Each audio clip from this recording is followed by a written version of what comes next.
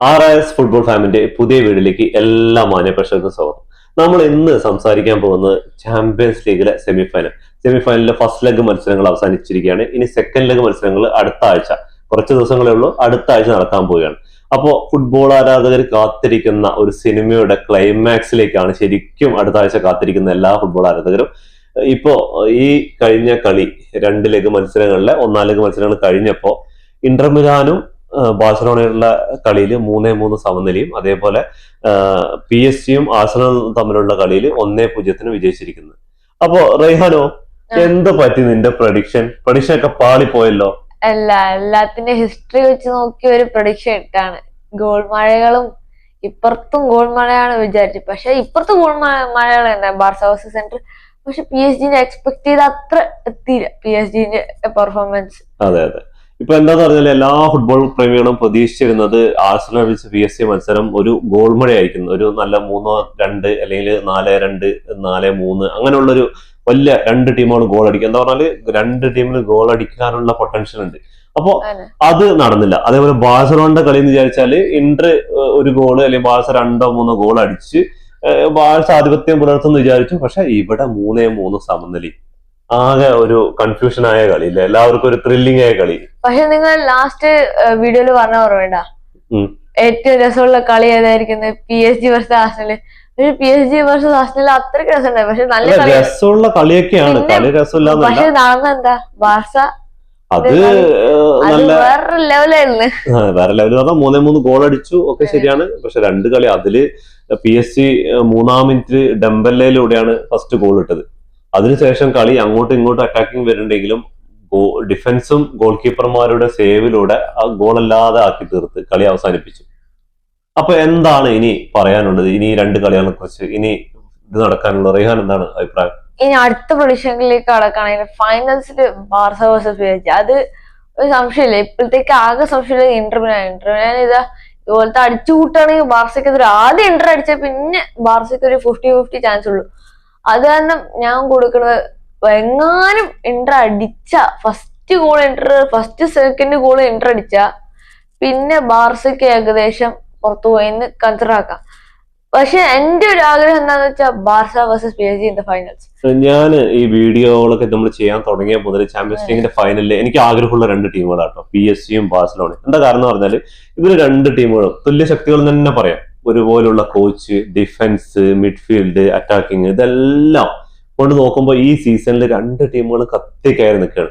PSG ആണെങ്കിൽ league 1 കിരീടം അടിച്ചു, അതേപോലെ ബാഴ്സ ഇപ്പൊ PSG ലീഗ് 1 കിരീടം അടിച്ചു, ബാഴ്സലോണ ലാ ലീഗയില് ഫസ്റ്റ് നിൽക്കുന്നത്. ഇനി 4 പോയിന്റ് വ്യത്യാസം Real Madrid Copa del final cup അതും റയൽ മഡ്രിഡിനെ തോൽപ്പിച്ചിട്ട്. അതേപോലെ PSG അവിടെ ലീഗ് 1 ഫ്രഞ്ച് കപ്പിൽ ഫൈനലിൽ എത്തി നിൽക്കുന്നുണ്ട്. അപ്പൊ ഈ 2 ടീമിനും ഹാട്രിക് അടിക്കാനുള്ള ഒരു ചാൻസ് ആണ്, ട്രിപ്പിൾ അടിക്കാനുള്ള ഒരു ചാൻസ് ആണ്.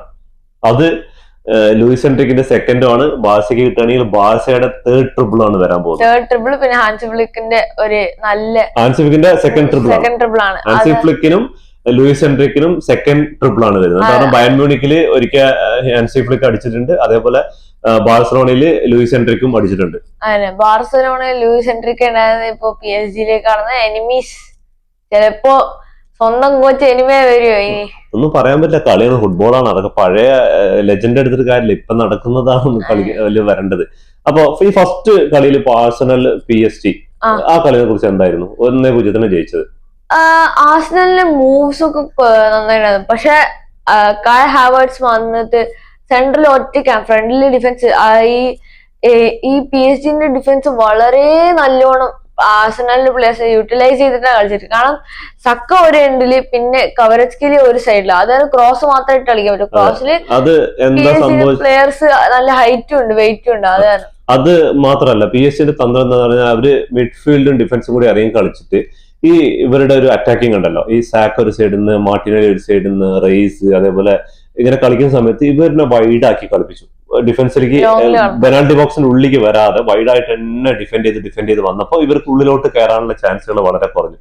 അതാണ് ശരിക്കും ഇന്റർ മിലാന് ആഴ്സണലിന് സംഭവിച്ചത്. ആഴ്സണലിന് അങ്ങനെ സാക്കൊക്കെ എന്ന് പറഞ്ഞാൽ പെനാൽറ്റി ബോക്സിന് ഉള്ളിലേക്ക് ഇങ്ങനെ കയറി വരുന്ന വിങ്ങിലൂടെ ആ വിങ്ങിലേക്ക് വിടാണ്ട് പെനാൽറ്റി ബോക്സിന്റെ വെളിയിൽ നിന്നിട്ട് ഇവര് ബ്ലോക്ക് ചെയ്യാനാണ് ശ്രമിച്ചിട്ടുണ്ടായിരുന്നത്.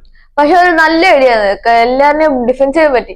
അത് കാരണം ആകെ സക്കയ്ക്ക് ഇടാൻ പറ്റുന്ന ഡ്രിബിൾ ചെയ്യാൻ പറ്റില്ല, കാരണം 3v1 ആണ്. സക്ക ഒരാളുള്ളൂ, ബാക്കിൽ പാസ് ചെയ്യാന്ന് വെച്ചാൽ ഒരാൾ ഇവിടെ, സക്ക ഇവിടെ, മറ്റാൾ ഇവിടെ, 3 പേര് കവർ ഉണ്ട് സക്കയ്ക്ക്. അപ്പോ സക്കക്ക് ക്രോസ് ഇടാനേ പറ്റത്തുള്ളൂ. ക്രോസിലാണ് കൈ ഹാവേർട്സ് ഒരു ഗോള് ഏകദേശം കിട്ടിയത്, പക്ഷെ അത് മിസ്സായതാണ്. പിന്നെ അതേപോലെ നോക്കുകയാണെങ്കിൽ PSG 3-ാം മിനിറ്റിൽ ഡെംബലയിലൂടെയാണ് ഗോൾ നടന്നത്. കവറേജ് ഒരു അസിസ്റ്റും കൊണ്ട്. അതെ, അപ്പോ ഈ ഡെംബലനെ അവിടെ പെനാൽറ്റി ബോക്സിൽ ഫ്രീ ആക്കി വിട്ടിരിക്കുകയായിരുന്നു ആഴ്സണല്. കവറസ്കി അസിസ്റ്റ് കൊടുക്കുന്നത് അവിടെ നിന്ന് നേരെ ആ ബോള് സ്റ്റോപ്പ് ചെയ്യുന്നില്ല, അങ്ങനെ ഗോൾ പോസ്റ്റ് തിരിച്ചു വിടാം.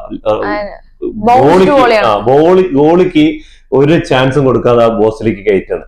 അപ്പോ അവരുടെ ഒരു പണി കിട്ടിയത് അവിടെ നിന്നാണ്. പിന്നെ കുറച്ചു നേരം PSG ഡിഫൻസ് കളിക്കുന്നു, ആഴ്സണൽ അറ്റാക്ക് കളിക്കുന്നു. പിന്നെ ആഴ്സണൽ ചെയ്ത ഒരു തെറ്റ് എന്താന്ന് വെച്ചാൽ ആഴ്സണൽ ഈ PSG മെയിൻ പ്ലെയറിനെ ഔട്ട് ഓഫ് ദി ബോക്സിൽ ലിറ്ററലി ഔട്ട് ഓഫ് ദി ബോക്സിൽ ഫ്രീ ആക്കി വിട്ടിട്ട് അവർക്ക് ഇനി ഒന്നും നേരം കിട്ടില്ല. കാരണം വിങ് രണ്ടുപേരും എങ്ങനെ പോകുന്ന അറിയില്ല. വിങ് കിട്ടിയ പിന്നെ സെൻട്രലോ എവിടെയെങ്കിലും പാസ് ചെയ്യണം. ലാസ്റ്റ് മാച്ചിൽ കുണ്ട അടിച്ച് കോപ്പയിലെ ഫൈനൽസിൽ കുണ്ട് അടിച്ച പോലെ കുണ്ട് ഫ്രീ ആയിരുന്ന സെന്ററിൽ നിന്ന് ഒറ്റടി, അതുപോലെ എന്ത് നടക്കാം. പക്ഷെ ഡെംബലെ എന്ന് പറഞ്ഞാൽ ഈ സീസണിൽ ഏറ്റവും കൂടുതൽ ഗോൾ സ്കോർ ചെയ്ത് PSG മെയിൻ പ്ലെയർ ആണ്. ഗോൾ സ്കോർ ചെയ്ത് വാലണ്ടിയർ വരെ എടുക്കാൻ ചാൻസ് ഉള്ള നോമിനിയാണ്. എന്താ കാരണം എന്ന് പറഞ്ഞാൽ ഈ സീസണിൽ ലൂയിസ് എൻറിക്കിന്റെ കീഴിൽ ആള് ഡെംബല അത്രയും നന്നായിട്ട് കളിക്കുന്നുണ്ട്. അപ്പൊ അത് ആ ഒരു ഫാൾട്ട് ആഴ്സണലിന് പറ്റിയത് അത് മെയിൻ ആയിട്ടുള്ള കാര്യം തന്നെ. അതിൽ തന്നെയാണ് കളി തിരിഞ്ഞത്.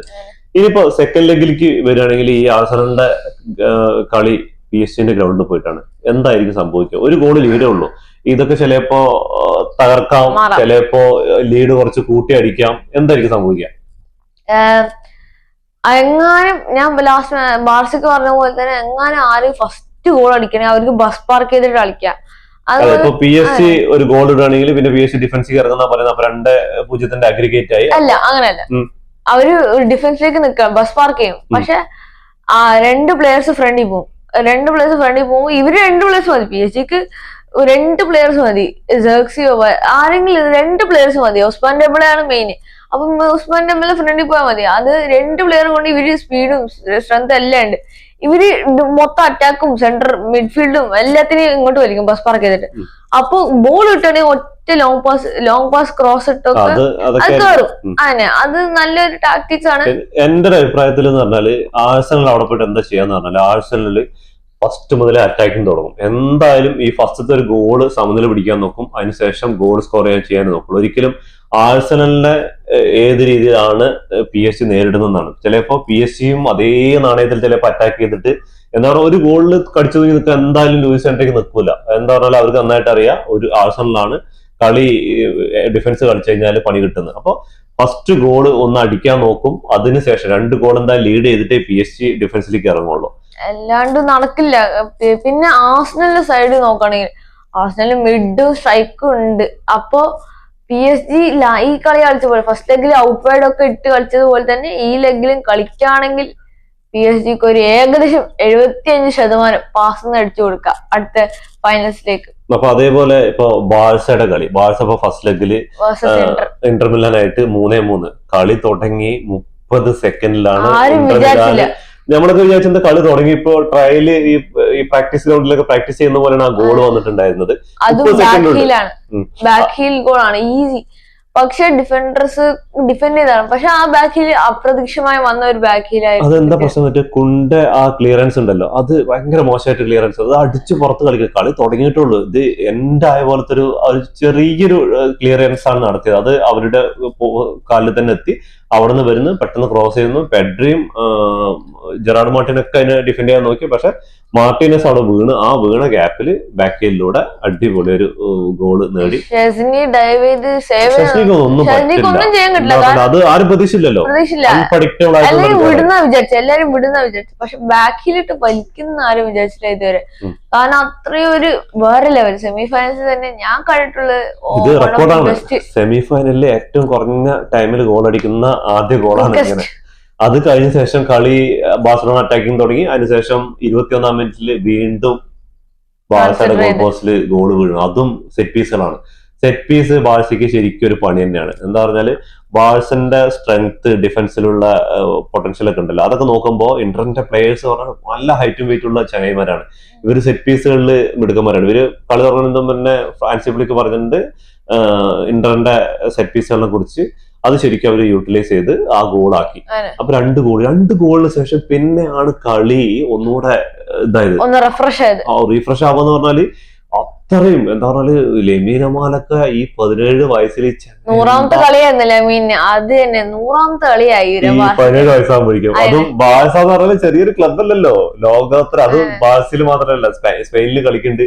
ഈ ലോകോത്തര ക്ലബിൽ വന്നിട്ട് ഈ 17ാമത്തെ വയസ്സിൽ ഈ ചങ്ങായി കാട്ടുന്നത് അത് എമ്മാതിരി ബ്രില്യൻസ് ആണെന്നറിയോ.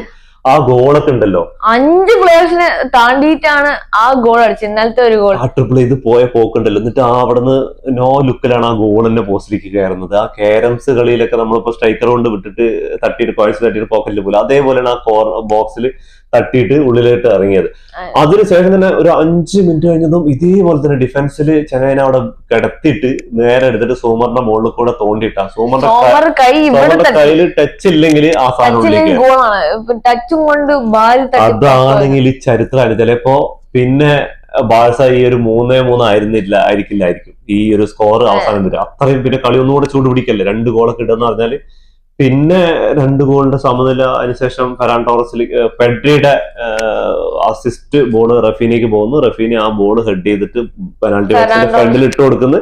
ഫെറാൻ ടോറസ് ഓടി വന്നത് ബോൾ പോസ്റ്റിന്റെ ഉള്ളിലേക്ക് ഈക്വലൈസർ ഗോളായി. പിന്നെയും ഗോളിന് ശ്രമിച്ചുകൊണ്ടിരിക്കുന്ന ഇടയിലാണ് ഒരു കൗണ്ടറിലൂടെ വന്ന് ഒരു കോർണർ കിക്ക് വിൻ ചെയ്ത് അവര് 3ാമത്തെ ഗോൾ.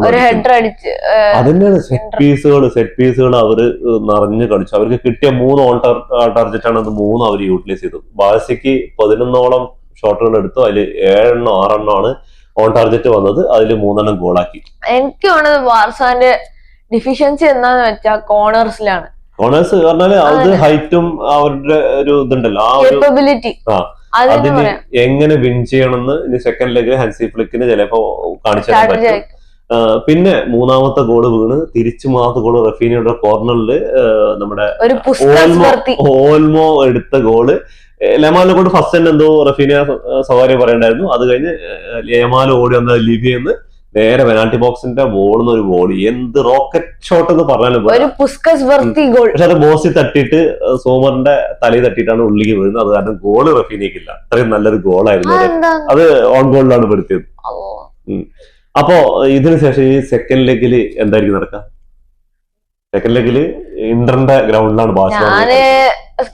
വീഡിയോയിൽ സ്റ്റാർട്ടിൽ പറഞ്ഞതുപോലെ തന്നെ ഏത് ടീം 2 ഗോൾ 1-2 ഗോള് അടിച്ചിട്ട് ബസ് പാർക്ക് ചെയ്തിട്ട്, ഞാൻ പറഞ്ഞില്ലേ ഇവർക്ക് ആർസണലും PSG പറഞ്ഞ സെറ്റ് പീസ് തന്നെ ഇവര് ഉപയോഗിക്കണമെങ്കിൽ ബാർസ കറക്റ്റ് ആയിട്ട് യൂട്ടിലൈസ് ചെയ്യുക. ഓഫ് സൈഡ് ട്രാപ്പ് ഒക്കെ വെച്ചിട്ട് കറക്റ്റ് ആയിട്ട് എന്താണെന്ന് പറഞ്ഞാല് ഇപ്പൊ ഇന്ററിന്റെ ഗ്രൗണ്ടിൽ പോയിട്ട് ഇന്റർ ആണ് ആദ്യം 1-2 ഗോൾ അടിക്കുകയാണെങ്കിൽ ബാഴ്സയ്ക്ക് തിരിച്ചടിക്കാൻ പറ്റില്ല എന്നില്ല. പക്ഷെ കുറച്ച് ടഫ് ആയിരിക്കും ബസ് പാർക്കിംഗ് കാര്യങ്ങളൊക്കെ ചെയ്താൽ. എന്ത് തിരിച്ച് കംബാക്ക് ആണെങ്കിലും അതിനൊരു പരിധിയൊക്കെ ഉണ്ട്. എന്താ പറയുക, 90 മിനിറ്റ് ഉള്ളൂ. അതിൽ പെട്ടെന്ന് എങ്ങാനും ഗോൾ അടിക്കാൻ അവർ നല്ല രീതിക്ക് ഈ 10 പേരും ഡിഫൻസിൽ ഇറങ്ങി കഴിഞ്ഞാൽ പണി തന്നെയാണ്. 1-2 ഗോൾ ലീഡ് ചെയ്യാൻ പറ്റിയാൽ. പക്ഷെ ബാഴ്സ എന്താ ചെയ്യാന്ന് പറഞ്ഞാൽ ബാഴ്സ ഫസ്റ്റ് തന്നെ ഗോൾ അടിക്കാൻ നോക്കുള്ളൂ. ഗോൾ അടിച്ചിട്ട് 1-2 ഗോൾ ലീഡ് ചെയ്ത ശേഷം സ്വാഭാവികമായിട്ട് ഇന്റർ ഗോൾ അടിക്കാൻ വരും. ആ സമയത്ത് കൗണ്ടറിലൂടെ പോയിട്ട് ഗോൾ അടിച്ച് ജയിക്കുക എന്നുള്ള ഒരു ടാക്ടിക്സ് ആയിരിക്കും ഹാൻസി ഫ്ലിക്കിന്റെ. എനിക്ക് തോന്നുന്നത് അങ്ങനെയാണ്. പിന്നെ ഈ 90 മിനിറ്റ് ഉണ്ട്. ഇനിയിപ്പോ ആ ദിവസത്തെ കളി എന്തായിരിക്കും? ഇന്നലെ ഇന്റർ എനിക്ക് തോന്നുന്നു വലിയ കളി, ആകെ 10 മിനിറ്റാണ് ഇന്ററിൽ ബോൾ ഉണ്ടായിരുന്നത് സെക്കൻഡ് ഹാഫിൽ. അതിന് ഈ ഫസ്റ്റ് ഹാഫിൽ 2 ഗോൾ അടിച്ചിട്ടുണ്ടെങ്കിലും 2 ചാൻസ്, അതിൽ ചുരുങ്ങിയ 5 മിനിറ്റിന്റെ താഴെയാണ് അവർക്ക് ബോൾ കിട്ടിയിട്ട്. പക്ഷെ അവർ കറക്റ്റ് ആയിട്ട് യൂട്ടിലൈസ് ചെയ്യാൻ പറ്റി. എങ്ങനെ ചാൻസ് മുതലാക്കാം. 3 ഓൺ ടാർജറ്റ് അടിച്ചത് 3 ഗോളാക്കി. അപ്പോ ഇത് 90 മിനിറ്റ് ആണ് ഇനിയുള്ള കളി, അതും ഇന്ററിന്റെ മൈതാനത്തിലാണ്. അപ്പൊ എന്തും സംഭവിക്കാം.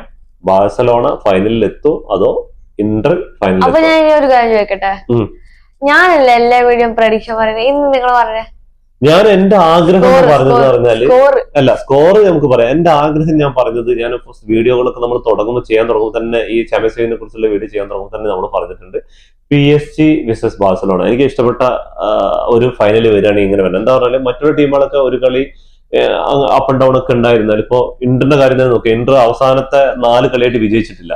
3 കളിയിൽ ഗോൾ അടിച്ചിട്ടുള്ള എൻട്രി. എന്നിട്ടാണ് ഇപ്പൊ വന്നിട്ട് 3 ഗോൾ അടിച്ചത് ബാഴ്സയ്ക്കെതിരെ. പക്ഷെ ബാഴ്സ എനിക്ക് തോന്നുന്നു ചിലപ്പോ ഇന്ററിനെ ഈ അറ്റാക്ക് ചെയ്തില്ല, ഒരു ഡിഫൻസീവ് മോഡിലെ കളിക്കുള്ളൂ എന്ന് തെറ്റിദ്ധാരണയിലായിരിക്കും ബാഴ്സ ഉണ്ടാവുക. ഓവർ കോൺഫിഡന്റ് എന്നൊക്കെ പറയുന്നത് എന്താണ്, കോപ്പ ഡെൽ റേയിൽ ഫൈനലിൽ റയലിനെ പൊടിച്ചിട്ടൊക്കെ വരുന്നത്. അപ്പൊ ആ ഒരു ഓവർ കോൺഫിഡന്റ് ഉണ്ടാവും. ഇപ്പൊ ലാസ്റ്റ് 2 കളി നോക്കിയാലും ബാഴ്സലോണ 5 ഗോൾ കൺസിഡർ ചെയ്തു, റയലിന്റെ കൂടെ 2 ഗോൾ കൺസിഡർ ചെയ്തു, ഇവിടെ ഇപ്പൊ ഇന്ററിന്റെ കൂടെ 3 ഗോൾ കൺസിഡർ ചെയ്തു. ഈ ഗോൾ കൺസിഡർ ചെയ്യാന്ന് പറഞ്ഞാല് അവിടെ പണിയെടുത്തിട്ടാണ് ഗോൾ അടിച്ചു വീട്ടുന്നത്.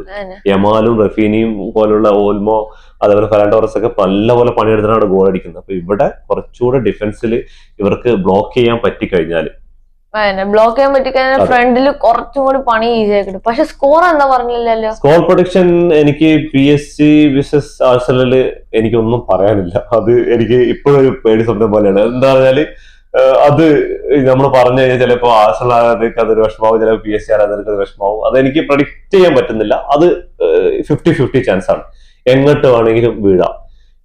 പിന്നെ ബാഴ്സയുടെ ഇന്ററിന്റെ കളിയിൽ എന്ന് പറഞ്ഞാല് ഞാൻ പറഞ്ഞ പോലെ തന്നെ ഫസ്റ്റ് സ്റ്റാർട്ടിങ്ങില് 6 ഗോൾ അടിക്കുന്നു അവര് വിജയിക്കും. അത് ബാഴ്സയാണെങ്കിലും ഇന്റർ ആണെങ്കിലും. കാരണം എന്ന് പറഞ്ഞാല് അത് അങ്ങനെയാണ് അതിന്റെ ഒരു ഇത്. ഫസ്റ്റ് ഗോൾ ആരും സ്കോർ ചെയ്യാൻ പറ്റും, അതിന് തന്നെയാ നോക്കുള്ളൂ പരമാവധി അവിടെ പോയി കഴിഞ്ഞാൽ. പക്ഷെ എന്റെ പ്രൊഡിക്ഷൻ, സ്കോർ പ്രൊഡിക്ഷൻ നോക്കുകയാണെങ്കിൽ PSG ജയിക്കുന്നതാണ് തോന്നുന്നു. Sorry Arsenal fans, PSG 2-2 aggregate 3-2 ആവും. 3-2 ആവും. അപ്പൊ ആഴ്സണൽ ഗോൾ അടിക്കും. ആഴ്സണൽ ഉറപ്പായിട്ട് അടിക്കും, അത് ഒരു സംശയമില്ല. 2 കൗണ്ടർ ആയിരിക്കും ബാർസ വേഴ്സസ് ഇന്റർ മിലാൻ. ഇതിലാണ് ഒരു സംശയം വരുന്നത്. കാരണം 3 ടൈലാണ്. ബാർസ അറ്റാക്ക് ചെയ്ത് പോവാണെങ്കിൽ ഞാൻ ഒരു 50-50 തരാം. പക്ഷെ സ്കോർ ബോർഡ് ഇതുപോലെ തന്നെ പോവാണെങ്കിൽ ഒരു 5-4 അഗ്രിഗേറ്റ് 5-4. അപ്പൊ ടൈറ്റ് ആയിരിക്കും പറയുന്നത്. 5-4 എന്ന് പറഞ്ഞാല് ഇനി ബാഴ്സ 2 ഗോൾ അടിക്കും, ഇന്റർ 1 ഗോൾ അടിക്കും. അപ്പൊ തീപ്പാറും, അതിൽ യാതൊരു സംശയമില്ല, തീപ്പാറും മത്സരങ്ങളായിരിക്കും. പിന്നെ ഇതിലിപ്പോ പരുക്കുകളുടെ കാര്യങ്ങൾ പറയുകയാണെങ്കിൽ ഇന്റർമിലാന്റെ ഭാഗത്ത് ലൗതാറോ മാർട്ടിനസ് പരുക്കാണ്, കളിക്കാൻ ചാൻസ് ഇല്ല എന്നാണ് വരുന്ന ന്യൂസുകൾ വരുന്നത്. അതേപോലെ ബാഴ്സയുടെ ഭാഗത്ത് കുണ്ടയുടെ വിടവാങ്ങൽ ബാഴ്സയ്ക്ക് വലിയൊരു പ്രശ്നം തന്നെയാണ്. കാരണം എന്ന് പറഞ്ഞാൽ കുണ്ട ഇപ്പൊ 2 ആഴ്ചയോളം 2-3 ആഴ്ചയോളം വേണ്ടിവരും റെസ്റ്റ് എന്ന് പറഞ്ഞിട്ട്. അപ്പൊ ക്ലാസിക്കോലും ഉണ്ടാവില്ല, ഇന്റർമിലാൻഡിന്റെ സെക്കൻഡ് സെമിയിൽ ഉണ്ടാവില്ല. അത് ഭയങ്കര അടി തന്നെയാണ് ബാഴ്സയെ സംബന്ധിച്ചത്. കുറെ കാലമായിട്ട് ഈ ചങ്ങായി ഇല്ലാത്ത ലെവലില്ല, സ്റ്റാർട്ടിങ്ങിലില്ല. പിന്നെ വരുന്ന ബാൾഡെ തിരിച്ചു വരുന്നൊരു ന്യൂസ് കേൾക്കുന്നുണ്ട്. അത് ബാഴ്സയ്ക്ക് ഒരുപാട് ഹാപ്പിനെസ് നൽകുന്ന ഒരു സന്തോഷ വാർത്ത തന്നെയാണെന്ന് പറയാം ബാൾഡെ. അതേപോലെ തന്നെ ഈ ജെറാൾഡ് മാർട്ടിന്റെ കാര്യത്തിലും അത് എനിക്കൊരു സംശയം. ആ ചങ്ങായി ബാൾഡെ വന്നു കഴിഞ്ഞാല് ഇപ്പൊ കുണ്ടയ്ക്ക് പകരമായിട്ട് ഇപ്പോ ഗ്രാസി ആയിരിക്കും കളിക്കുന്നുണ്ട്, എരിക് ഗ്രാസി. അങ്ങനെ പിന്നെ PSG ഭാഗത്തോ മറ്റുള്ള ടീമുകളിൽ അങ്ങനെ പരിക്കുകളില്ല. ലൗതാറോ മാർട്ടിനസ് ആണ് ഇപ്പൊ ഇന്ററിന്റെ ഭാഗത്ത് ഒരു പ്രശ്നമായിട്ട് കിടക്കുന്നത്. ആള് ക്യാപ്റ്റനാണ്. അപ്പൊ ആളുടെ പരിക്കുമുണ്ട്. വേറെ എന്തെങ്കിലും പ്രത്യേകിച്ച് പറയാനുണ്ടെങ്കിൽ ഈ കളികളെ കുറിച്ച് റെഹാൻ? പ്രൊഡക്ഷൻ പറഞ്ഞു കഴിഞ്ഞു, വെയിറ്റ് ആൻഡ് സീ. അതന്നെയാണ് പറയാനുള്ളത്. അപ്പൊ എല്ലാവരും കാത്തിരിക്കുന്ന ഒരു സിനിമയുടെ ക്ലൈമാക്സ് എന്ന് തന്നെ പറയാം. ഫൈനലിന് മുമ്പുള്ള ഒരു ഫൈനൽ, അത് തന്നെയാണ് എനിക്ക് പറയാനുള്ളത്. ഹാൻസി ഫ്ലിക്ക് പറഞ്ഞ പോലെ ഞങ്ങൾ കളിക്കാൻ പോകുന്നത് ഫൈനലിന് മുമ്പുള്ള ഫൈനലാണ്. തീർച്ചയായിട്ടും 0-0 എന്നാണ് ബാഴ്സലോണയുടെ കളി തുടങ്ങുന്നത്. അതേപോലെ ഇന്റർ മിലാന്റെ കളിയും 0-0 സ്റ്റാർട്ട് ചെയ്യുന്നത്. ആഴ്സണൽ വെച്ച് PSG മത്സരത്തിൽ 0-1 എന്ന സ്കോറിലാണ് തുടങ്ങുന്നത്. അതും ഏകദേശം ചെറിയൊരു മാർജിനാണ്. അപ്പോ എന്തും സംഭവിക്കാം, കാത്തിരുന്ന് കാണാം. ഫുട്ബോൾ ലോകത്തെ പുതിയ വിശേഷങ്ങളുമായി വീണ്ടും കാണുന്നവരെ ടാറ്റാ ബൈ ബൈ. ഈ വീഡിയോ ഇഷ്ടപ്പെട്ട ലൈക്ക് ചെയ്യുക, ഷെയർ ചെയ്യുക, സബ്സ്ക്രൈബ് ചെയ്യുക. സബ്സ്ക്രൈബ് ബട്ടൺ അടുത്തുള്ള ബെൽ ഐക്കൺ ക്ലിക്ക് ചെയ്യുക. ഞങ്ങളുടെ വീഡിയോസ് നിങ്ങൾ ഡെയിലി നോട്ടിഫിക്കേഷൻ എത്തിച്ചേരും.